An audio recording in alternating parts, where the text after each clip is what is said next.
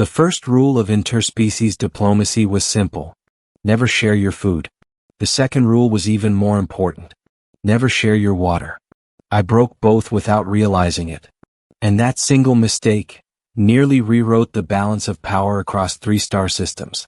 My name is Daniel Cade, and at the time, I was the lowest-ranking human in the most important room in the galaxy.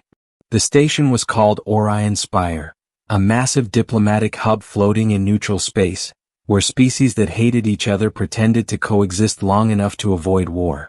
Humans had only recently been invited, mostly because we were considered harmless. Insignificant. That suited command just fine. You don't send your strongest diplomats when no one respects you. You send observers. People like me. The chamber itself was enormous, carved from a single piece of dark crystalline material that seemed to absorb light rather than reflect it. Representatives from dozens of alien species sat in a circular arrangement, each section subtly customized to suit their biology. Different atmospheres. Different gravity levels. Different rules. And in the center, a long, transparent table where negotiations took place. I wasn't supposed to speak. I wasn't supposed to act. I was just there to watch. And not mess anything up. Relax, Commander Hayes whispered beside me. Just keep your head down. I've been doing that my whole career, I muttered. He smirked. Good. Keep doing it. The meeting had already been going on for hours. Trade routes, territorial disputes, minor conflicts. It was all the usual political noise. Until she entered. The alien woman. The room didn't fall silent. It froze. Every movement stopped. Every conversation died mid-sentence. Even the ambient hum of translation devices seemed to dim. I looked up and saw her. She walked into the chamber like she owned it. Tall, graceful. Every step deliberate. Her skin had a faint iridescent sheen, shifting subtly between silver and pale violet under the chamber lights. Her eyes were something else entirely. Deep, luminous, almost hypnotic. But it wasn't just her appearance. It was her presence. Heavy. Dominant. Like gravity had increased just around her. Who is that? I whispered. Commander Hayes didn't answer immediately. That, he said quietly, is a Varelian. I frowned. And that matters because? He glanced at me.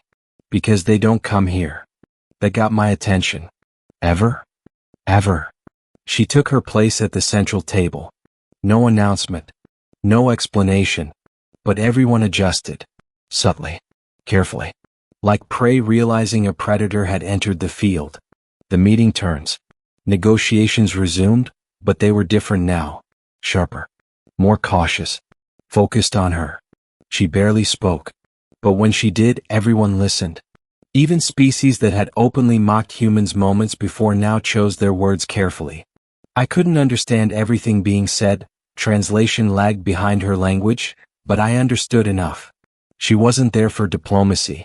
She was there for evaluation. At some point I realized she was looking at me. Not casually. Not briefly. Directly. Consistently. And it made no sense. I wasn't important. I wasn't even part of the discussion. So why? Stop staring, Hayes muttered. I'm not. You are. And she's noticed. I looked down quickly. Too late. The break. After several hours, the session paused. Delegates moved around, speaking in quieter clusters. Some left entirely. I stayed where I was. Less chance of doing something stupid. I pulled out my canteen and took a sip of water. Simple. Normal. Safe. Then I felt it. That same pressure. Stronger now. I looked up. She was standing in front of me. The moment. Up close she was even more overwhelming. Not physically threatening. But something about her made your instincts scream to be careful. Her eyes flicked to the canteen in my hand. Then back to me. You consume that regularly? Her translated voice asked. It was smooth. Precise. But there was curiosity in it. Yeah, I said. It's water. I am aware of the term. Right. Of course she was. She stepped closer. Too close. May I? I blinked. You want some? Yes. Commander Hayes stiffened beside me. I could feel it.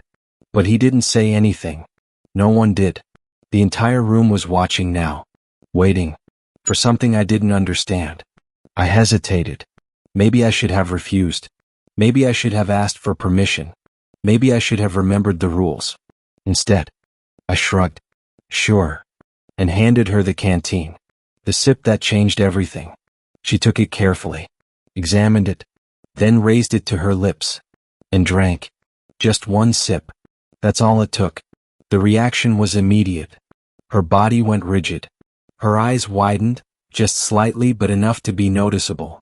The room fell completely silent. Not just quiet, silent. Like something catastrophic had just happened. She lowered the canteen slowly. Her gaze locked onto mine, and for a moment, I thought I had just started a war. The reaction no one expected. Daniel, Hayes whispered. What did I do? Nothing, he said. Then after a pause. And that's the problem. She didn't speak. Not right away. Instead, she studied me. Intensely. Like I had just become the most important variable in the room. Is something wrong? I asked carefully. Her voice came slower this time. Measured. No. Pause. Then. This is extraordinary. Murmurs spread across the chamber.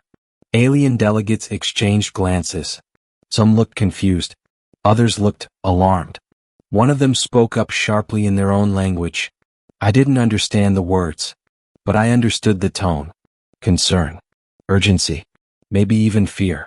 She ignored them. Her attention stayed on me. Your species consumes this freely? She asked. Water? Yeah. All the time. She looked down at the canteen again, then back at me. As a necessity, or a pleasure? Both, I guess. Something shifted in her expression. Not shock. Not confusion. Something deeper. The truth revealed. The explanation came later. Much later. After the meeting ended. After I was pulled aside by every human authority on the station. After they demanded to know exactly what had happened. Say it again, Hayes said. She asked for water. I gave it to her. She drank it. And then? She liked it? That's not what we're worried about. Then what? He cut me off. Varelians don't consume external liquids. I blinked. What? They synthesize everything internally. Their biology is highly controlled. Okay? He leaned closer. For one of them to ingest something from another species, voluntarily. I felt my stomach drop. That's bad, right?